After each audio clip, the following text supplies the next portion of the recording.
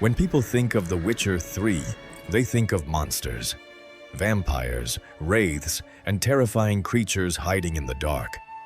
But the true horror of this world doesn't always come from monsters. It comes from loss, cruelty, impossible choices, and the people who create them. Today, we're exploring 8 of the darkest stories ever told in The Witcher 3. Imagine waking up trapped inside a body that isn't yours, unable to speak, unable to tell anyone who you really are. That was Uma. To everyone in Crow's Perch, he was just a strange, deformed creature. Some mocked him. Others treated him like nothing more than a curiosity. But the truth was far more tragic. Uma was actually the elven sage Avalok, transformed by a powerful curse that stole his appearance, his voice, and nearly his identity. For years, he remained trapped inside a body that no longer belonged to him, unable to tell the world who he truly was. Sometimes, the greatest tragedy isn't becoming a monster. It's watching everyone believe that you are one. Some monsters are born from magic. Others are born from tragedy. The botchling is one of the most disturbing creatures in The Witcher 3. It isn't simply a monster. It is the restless spirit of an unborn child, denied both life and a proper burial. Consumed by pain and abandonment, it becomes a creature driven by fear and rage, wandering the world it was never allowed to enter. When Geralt encounters the botchling connected to the Bloody Baron's family, he is faced with a choice. He can destroy it, or perform an ancient ritual that gives the child a name and finally allows its spirit to find peace. The true horror of the botchling isn't its appearance. It's the heartbreaking reminder that sometimes the darkest monsters are created long before they ever open their eyes. Some places remain haunted long after everyone is gone. Fyke Isle is one of them. Once, the island was home to an entire community, but when war reached its shores, fear consumed the people living there.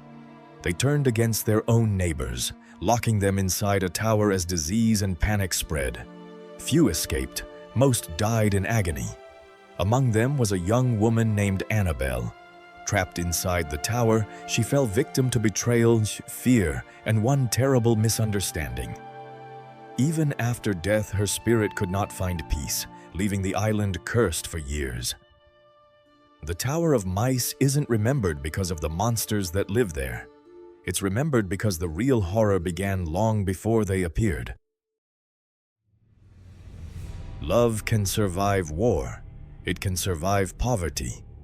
But sometimes, it cannot survive the choices we make. Iris von Everec once dreamed of a happy life with the man she loved. But after Olgierd made a fateful pact to save everything he cared about, he slowly lost the ability to feel love, compassion, or even regret. As the years passed, Iris found herself trapped inside a silent manor, surrounded only by fading memories and endless loneliness. Even after death, her soul refused to leave, clinging to a world that had already forgotten her. What makes Iris's story so heartbreaking isn't that she died. It's that she lost the person she loved, long before she lost her life. Iris wasn't completely alone in that empty manor. Something else wandered its gardens, silent, tireless, and almost impossible to understand. Known only as the caretaker, this mysterious figure spent years tending to a home that had long since fallen into ruin. He never spoke, never showed emotion. He simply continued his endless task, as though time itself had stopped. When intruders entered the estate, the caretaker defended it without hesitation. During battle, he could even restore his own strength by drawing life from the spirits around him, making him seem less like a living being, and more like a nightmare that refused to die.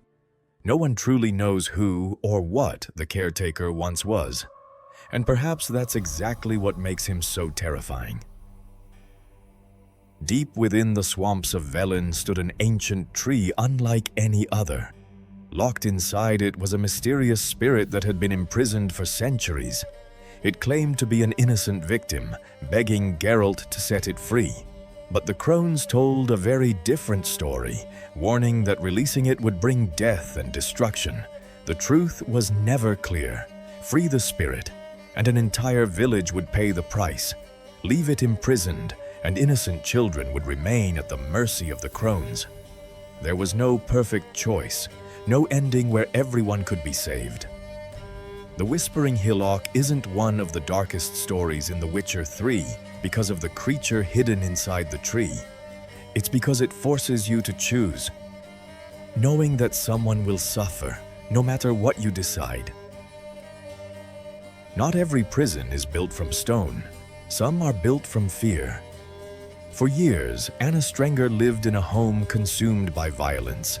Every day became another battle to survive, until escaping seemed like her only chance.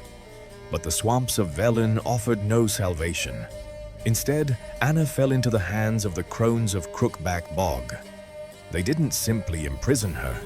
They slowly erased the woman she used to be, breaking her mind until almost nothing remained.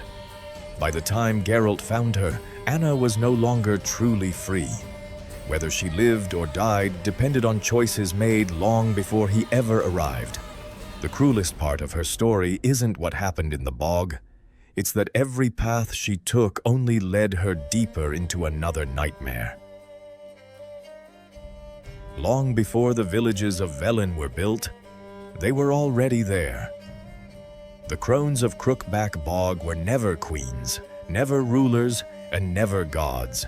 Yet for generations, entire villages feared them more than war, famine, or death itself. To the hungry, they offered bread. To the desperate, they offered hope. To grieving mothers, they promised to protect their children. But every promise carried a price. Those who entered the swamp rarely returned unchanged. Some lost their families.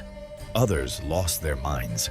And many willingly sacrificed their own children, believing it was the only way to survive another winter.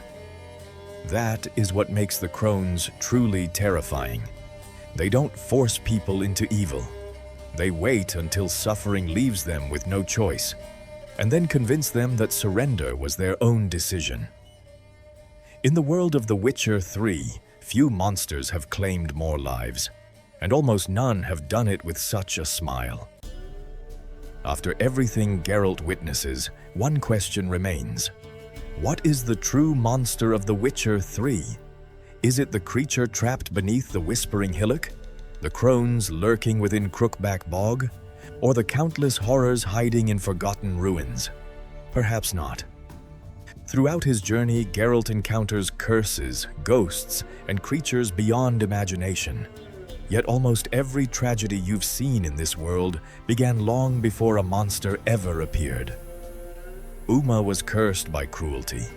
The botchling was born from a broken family. Anna Strenger was consumed by desperation. And villages vanished because fear turned ordinary people against one another. The greatest monster in The Witcher 3 was never hiding in the darkness. It was hatred, greed, war, because monsters are born every day. But it is people who create them.